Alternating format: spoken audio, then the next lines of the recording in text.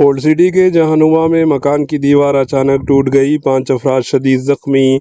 नवाब साहब कुंटा के यात्रू हिल्स कॉलोनी जहानुमा में हादसा, मकान की दीवार अचानक गिर गई, 4 से 5 अफराद शदीद जख्मी। जख्मियों को फौरी तौर पर अस्पताल किया मुंतकिल। हैदराबाद के पुराने शहर के इलाके नवाब साहब कुंटा यात्रू हिल्स कॉलोनी में आज अचानक एक मकान की दीवार गिरने का अफसोसनाक वाक़या पेश आया।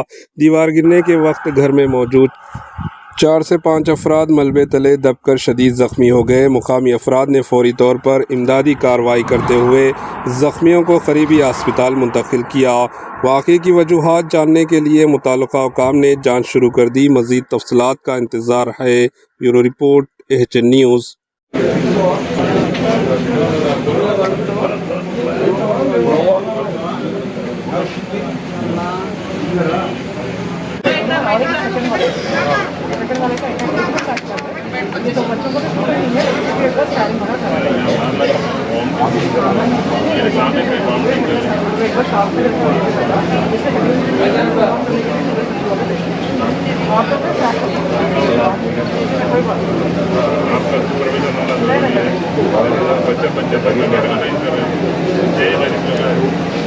बच्चे